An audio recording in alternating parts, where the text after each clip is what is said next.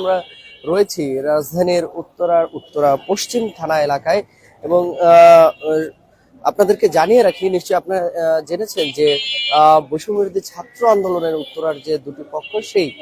দুটি পক্ষের কিন্তু একটি পক্ষ কিন্তু অন্য পক্ষের তিনজনের বিরুদ্ধে চাঁদাবাজির একটি অভিযোগ করে এবং নানা অভিযোগে কিন্তু তারা লিখিত অভিযোগ দায়ের করে।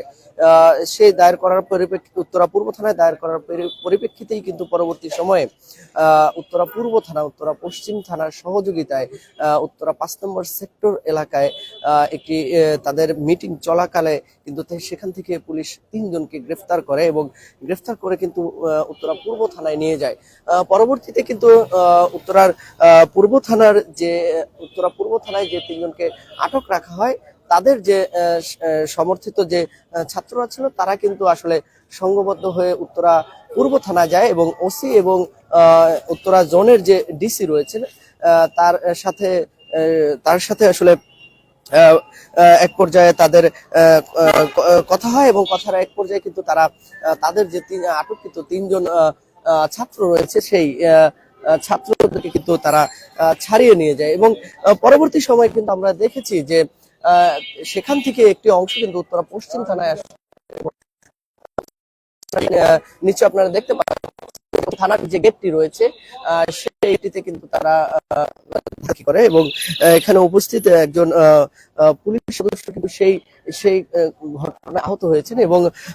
নিশ্চয়ই আপনারা দেখতে পাচ্ছেন যে এখানে যে ফুলের টপ গুলো ছিল সেগুলো ভাঙচুর করা হয়েছে এবং এখানে উত্তরা পূর্ব থানার যে ব্যানারটি রয়েছে সেই ব্যানারটিও আমরা ক্ষতিগ্রস্ত দেখতে পাচ্ছি। এই বিষয়ে জানিয়ে রাখি দর্শক যে এখানে কিন্তু যে উত্তরা পশ্চিম থানায় যে পুলিশ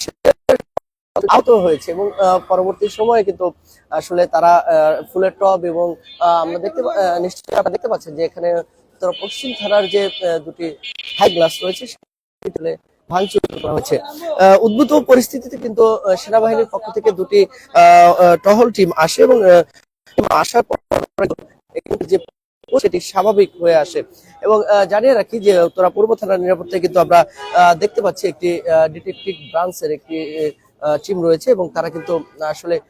উত্তরা পশ্চিম থানার যে সার্বিক নিরাপত্তা সেই নিরাপত্তা এবং পাশাপাশি আরেকটি বিষয় জানিয়ে রাখি যে সন্ধ্যা নাগাদ যখন এই হামলার ঘটনাটি পরবর্তী সময় কিন্তু থাই গ্লাস এবং আপনারা যে ডিজিটাল ব্যানারটি রয়েছে সেটিও কিন্তু আসলে ক্ষতিগ্রস্ত হয়েছে এবং এর পরবর্তী সময়ে কিন্তু আসলে ছাত্ররা আমরা এখানে যেটি জানতে পেরেছি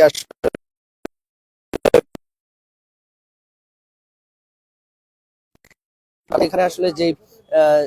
20 থেকে 25 জনের যে দল তারা কিন্তু হামলা চালায় এবং পরবর্তী সময় তারা আসলে বেশ কিছুক্ষণ অপেক্ষা করে এবং তারা স্লোগান দিয়ে কিন্তু এখান থেকে চলে যায়। দর্শক রয়েছে কালারকোটের অফিসিয়াল ফেসবুক পেজ থেকে আমরা রয়েছি এই মুহূর্তে উত্তরা পশ্চিম থানা এলাকায় এবং সঙ্গে রয়েছে আমি যে আসলে আজকে সন্ধ্যার 6:30 থেকে 6:45 নাগাদ যে হামলার ঘটনা, সেই হামলার ঘটনা কিন্তু বিস্তারিত